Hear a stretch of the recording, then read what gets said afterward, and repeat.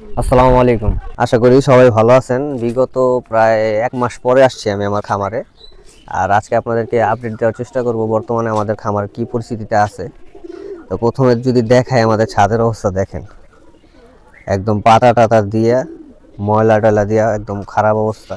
মানে বিগত 1 মাস আমি ছিলাম না। আমাদের কোনো মুরগি এখন নাই আর কি, সব আমরা বিক্রি করে দিছি। সম্পূর্ণ সবগুলা খাঁচা আর কি খালি। এই যে এই পাশে দেখেন, এই পাশের খাঁচাগুলোও খালি। যদি আপনাদেরকে বলি প্রধান কারণ কি আর কি মুরগিগুলো বিক্রি করে দেওয়ার, আসলে আমি যেহেতু ঢাকাতে থাকি আর ঢাকাতে আমার ছোটোখাটো একটা ব্যবসা আছে, আমি এইখানে গ্রামে তেমন সময় দিতে পারি না। এই জন্য আম্মু হচ্ছে প্রতিদিন মুরগিকে খাবার দিত, মেডিসিন দিত, আর উনি মেনটেনেন্সটা তেমন করতে পারে না মুরগির জন্য। এই জন্য অনেক মুরগি আছে যে আমাদের লাস্ট কিছু মুরগি 1-2 পিস বাচ্চা মারা যাওয়া শুরু করছিল। পরবর্তীতে আমি যখন আবার গ্রামে আসার পরে ওদেরকে ট্রিটমেন্ট দিয়ে ঠিক করছি। ঠিক করার পরে ওদেরকে বিক্রি করে দিয়েছি, কারণ আম্মু এইসব জিনিস সম্বন্ধে যেহেতু আইডিয়া কম, তাই আর আম্মুরও হচ্ছে এই সিঁড়ি দিয়ে উঠতে নামতে অনেক একটা ঝামেলা হয়ে যায়। এই জন্য মুরগিগুলো বিক্রি করে দিছি। আগামীতে হচ্ছে আমরা আমাদের এই 3 রুমের মধ্যে আপনাদেরকে বলছি যে আমরা মুরগির জন্য একটা বড় ফার্ম সেট আপ দিব ইনশাল্লাহ।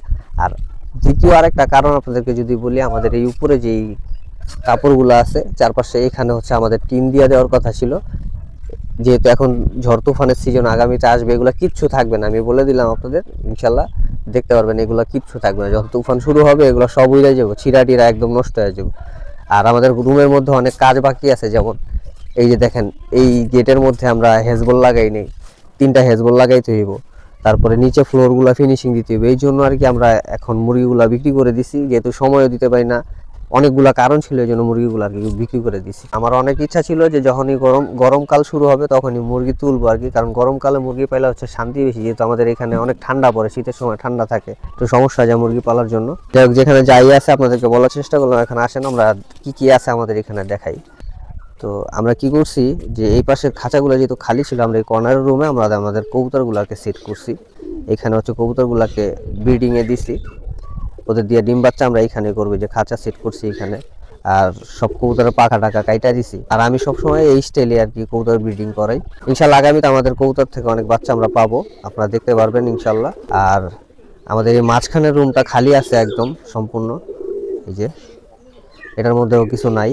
তো এখানে হচ্ছে আমরা, আপনারা জানেন আমাদের একটা সাদা খরগোশ ছিল, ওর জন্য আমরা এবার একটা মেল কিনে নিয়ে আসছি।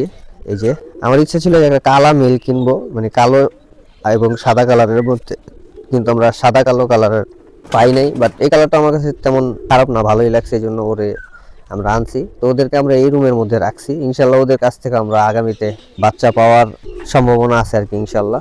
এখানে 3টা ফিমেল কবুতর আছে। এই সাদা কবুতরটা হচ্ছে কিছুদিন আগে আমাদের বাসায় আসে পরে আমি ছিলাম না, আম্মু ওরে খাঁচায় ঢুকায় রাখছে। পরবর্তীতে ওটা ছাড়লেও আর কেউ যায় না, এটা আর কি অন্য মানুষের কবুতর। আপনারা জানেন যে আমি এইসব কবুতর পালন করি না কখনো। তো কবুতরটা সাদা কালারের জন্য আমার চাচাতো ভাই এই রাইখা দিয়েছে, ও পালবে আর কি, ও বলছে। আর এই রুমে আমরা কিছু নতুন কবুতর কালেক্ট করছি, অনেক সুন্দর সুন্দর, আপনাদেরকে দেখানোর চেষ্টা করি। এই যে দেখেন, এখানে কিছু কবুতর আছে আমরা কালেক্ট করছি, আগামীতে ইনশাল্লাহ দেখাবো। এখন ওদের পাখা কাটা থাকার কারণে ওদের তেমন ডিস্টার্ব করা যাইব না, এই জন্য আজকে আর কি ধরে দেখাবো না। এখান থেকে 2-3টা কবুতর আমাদেরকে ডিম দিছে, ডিম আমরা ফালাই দিছি। কারণ আছে, আমরা সব কবুতরগুলোকে একবারে সেট আপ দিয়ে তারপর একবারে বাচ্চা করবো ইনশাল্লাহ। আর আমাদের এই ডেনিশ কবুতর যে 4টা কবুতর দেখছেন, একটা মাদি হচ্ছে অসুস্থ, ওই যে ও আজকে 2-3 মাস যাবতীয় অসুস্থ, ওই যে এই ফিমেলটা। আরেকটা তো ওই খাঁচার মধ্যে আটকানো। মূলত আমরা 2 পেয়ার ডেনিশ কবুতর আনছিলাম, যার মধ্যে 3টা মাদি হয়েছে। 3টা মাদি হয়েছে, নর হচ্ছে একটা। এই নরটা হচ্ছে এই মাদির সাথে পেয়ার নিছে, তো আমরা এই নরের সাথে রাখছি। আর ওরে এইখানে রাখছি হচ্ছে সুস্থ, যাতে দ্রুত সুস্থ হয়ে যায়, আমরা ওর ট্রিটমেন্ট দিতেছি, এই জন্য ওরা এইখানে রাখছি। তো এই হচ্ছে আমাদের ছাদের পরিস্থিতি ছিল। ইনশাল্লাহ আগামীতে সবাই ভালো থাকবেন। আসসালামু আলাইকুম।